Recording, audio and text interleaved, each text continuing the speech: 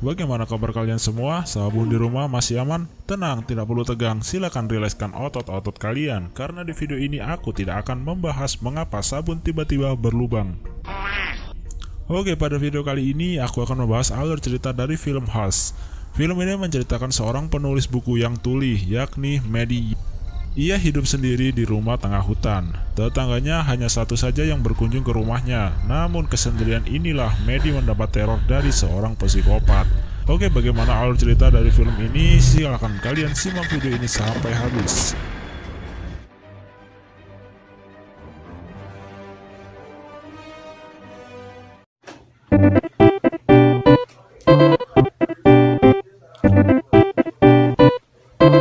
Cerita dimulai dengan menunjukkan ketulian Maddie dalam menghadapi kehidupan sehari-hari. Penghubung komunikasi dia dengan dunia luar adalah Max dan iPhone-nya.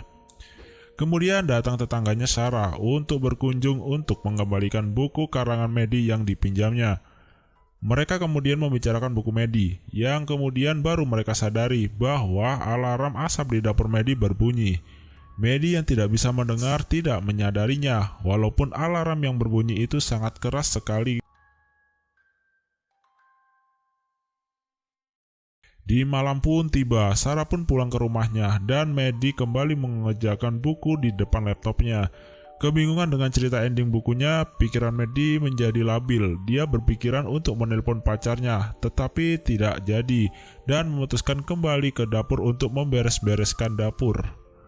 Kisah teror di film ini pun dimulai selagi Maddie berada di dapur. Tiba-tiba pintu dapur Sarah yang tampak berlari seperti dikejar menuju pintu Maddie berada.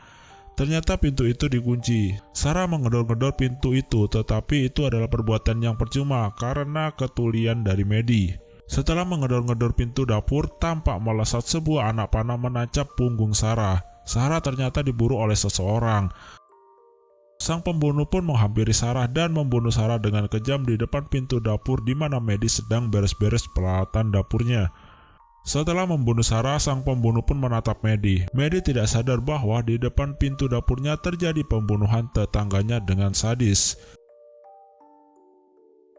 Sang pembunuh akhirnya menyadari mengapa Maddie tidak melihat ke kaca pintunya, di mana dia tadi sedang membunuh Sarah. Sang pembunuh sadar bahwa Maddie adalah tuli. Karena tidak menyadari kejadian di depan pintu dapurnya, Maddie pun kembali ke laptopnya dan mengerjakan novel yang dibuatnya. Tanpa disadari, pembunuh itu sudah berada di dalam rumah.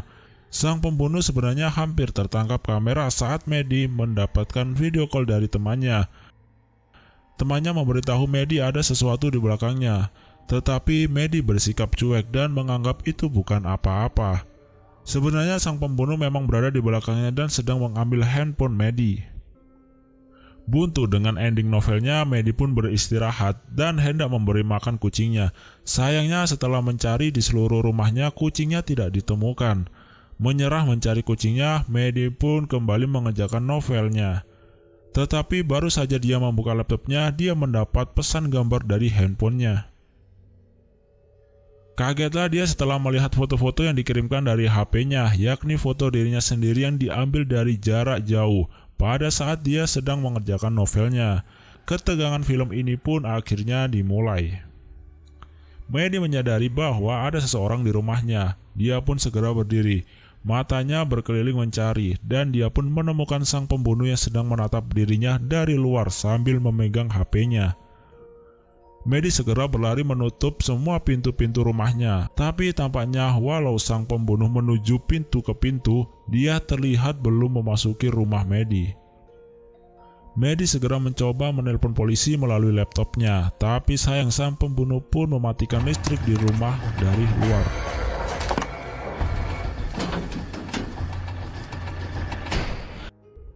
Maddie memberi pesan di kaca kepada pembunuh. Dia tidak akan cerita karena dia pun tidak melihat wajah sang pembunuh yang menggunakan topeng.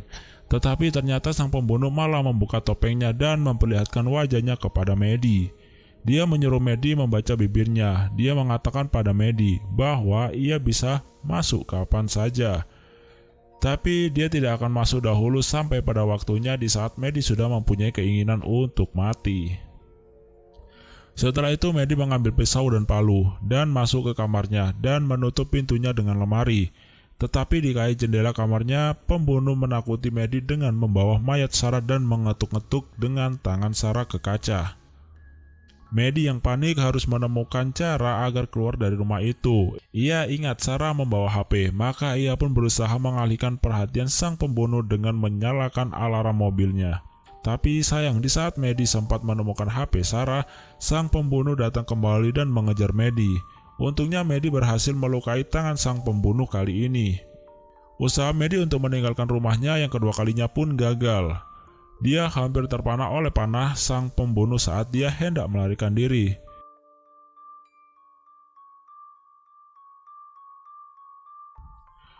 Bahkan untuk usaha kabur untuk ketiga kalinya pun melalui atap pun dia tetap gagal. Bahkan Medi kini terluka di pahanya, tertancap panah yang ditembakkan sang pembunuh. Tapi dari usahanya yang ini dia berhasil mendapatkan senjata pemanah dari sang pembunuh. Walaupun telah mendapatkan senjata dari sang pembunuh, Medi tidak mampu untuk menggunakan panahnya.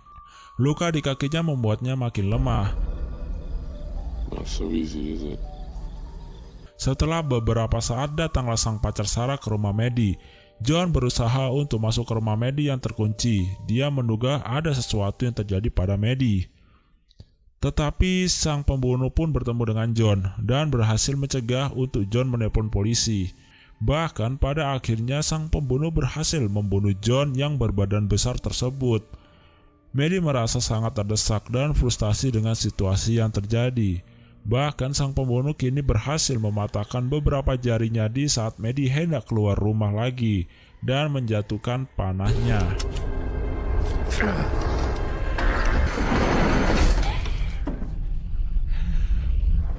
Pembunuh pun berkata, ini saatnya dia akan masuk ke rumah. Tetapi kali ini Medi sudah muak. Dia memutuskan untuk menghadapi sang pembunuh dan menantangnya untuk masuk dan membunuhnya. Setelah menantang sang pembunuh, Medi membuat kata-kata terakhir yang ditujukan kepada ayah dan ibunya di laptopnya. Kemudian Medi menuju kamar mandi dan menunggu sang pembunuh datang. Medi menatap pintu kamar mandi dengan pandangannya yang melemah karena banyak kehilangan darah, tapi sang pembunuh ternyata tidak masuk lewat pintu depan, melainkan dari atap dan muncul di belakang Medi. Sang pembunuh berbicara kepada Medi di belakang. Tetapi hembusan nafas sang pembunuh pun terasa di Medi. Medi pun berbalik menusuk pembunuh di kakinya dan dia segera kabur dari ruangan dapur. Dengan pandangannya yang kabur, Medi berhasil menuju dapur, namun terjatuh di sana. Dia kini hanya bisa bersandar lemas menunggu sang pembunuh datang kembali kepadanya. Sang pembunuh yang tertatih-tatih pun datang untuk menghampirinya. Di saat pembunuh itu hendak tertunduk meraih Medi yang berduduk di lantai, Medi menyemprotkan cairan pembersih ke mata sang pembunuh. Sang pembunuh tidak bisa melihat dan menutup kedua matanya yang perih. Di saat bersamaan, Medi menyalakan alarm. Pembunuh menjatuhkan pisaunya dan Medi berusaha mengambilnya. Perkelahian pun terjadi di ruang dapur. Pembunuh menendang Medi berkali-kali dan akhirnya mencekik Medi. Medi tidak berdaya, nyawanya sudah hampir selesai. Kehidupan Medi terbayang di depan matanya. Tetapi di saat-saat akhir Medi kehilangan nafasnya. Tangannya mampu meraih botol yang terbuat dari besi dan menancapkannya di leher sang pembunuh. Darah sang pembunuh pun muncrat dari leher yang bolong dan beberapa saat kemudian sang pembunuh pun akhirnya mati.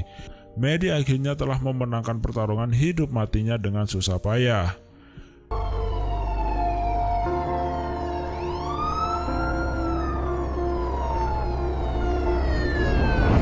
Film ini sebenarnya bukan asli film horor, melainkan film ini lebih menjurus ke film thriller. Tidak ada unsur hantu atau hal-hal mistik di film ini, tetapi yang suka dari film ini adalah deg-degan dari film ini yang sangat layak untuk kalian tonton. Pesan moral yang dapat diambil dari film ini adalah jangan mudah untuk putus asa. Oke, mungkin sekian pembahasan alur cerita kali ini. Terima kasih sudah menonton dan see you next time.